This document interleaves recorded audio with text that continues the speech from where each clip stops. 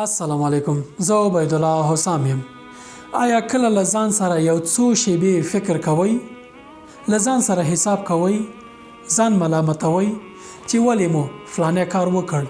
ولې مو فلانی کار ونه کړ؟ ولې له یو چا خوشحاله شوئ؟ ولې له یو چا خفه شوئ؟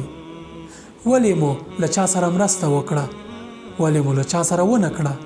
ولې مو یو کار وکړ او ولې مو یو کار ونه کړ؟ او همداسې نورې پوښتنې. که داسې کوئ نو زما د طرفه یې زیری وګڼئ. زه نه، پیغمبر صلی الله علیه وسلم یې درته وایي حاسبوا انفسکم قبل ان تحاسبوا. له ځان سره حساب وکړئ مخکې له دې چې له تاسې سره حساب وشي. څومره ژوره خبره ده. رښتینې اتلولي همدا ده چې دغو پوښتنو ته ځواب پیدا کړئ. موږ او تاسې ډېر خلک لیدلي، خلک ځوروي، ټولنه کې ناکرارۍ او ناخوالې رامنځته کوي، خو دا فکر یې نه وي چې یوه ورځ به د داسې یوه خالق تر مخ ودرېږي چې له هر څه کړه وړو به یې پوښتنه کیږي. دوی که هر څه کوي په دې فکر دي چې الله تعالی یې نه ګوري او یا یې خلق نه ګوري. نو که خلق دې نه ګوري خو یوه ورځ به د داسې یوې محکمې پر وړاندې ودرېږي چې له هر څه به در سره حساب کیږي. هر شپه خپل وجدان قاضي کوئ او د خپلو کړو وړو حساب ورکوئ. دا به مو رښتینې بریالي کړي. په هر موقف کې چې یاستئ مهمه نه ده که ولسمشر یاستئ او که وزیر یاستئ او که عام انسان یاستئ، هر موقف کې چې یاستئ له خپل وجدان سره حسابي تل کوئ.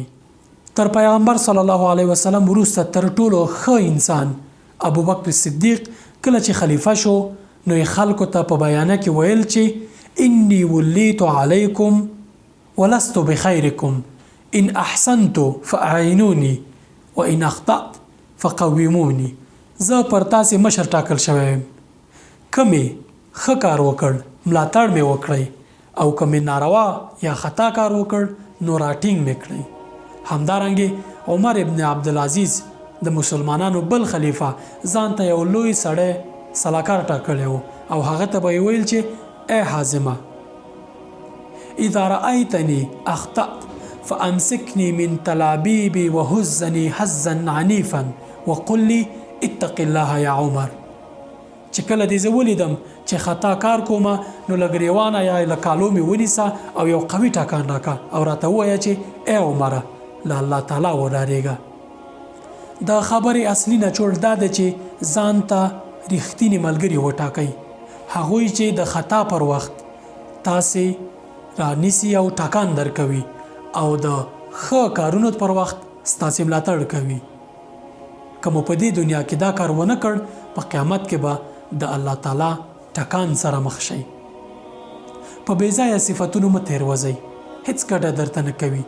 د بشر خوشحالول هیڅ پروا مه کوئ، الله تعالی خوشحاله کړئ. هغه ملګري چې پر تاسې نیوکې کوي نه یوازې دا چې خبره یې منئ بلکې مننه هم ترې کوئ، ځکه همدوی دي چې په دنیا کې تاسې له خطاو ساتي او د ښېګڼو ملاتړ مو کوي او د الله تعالی له ټکانه مو ساتي په آخرت کې. هغوی چې نصیحت کوي او هغوی چې نصیحت اوري دواړو ته اجر دی. السلام علیکم ورحمت الله وبرکاته.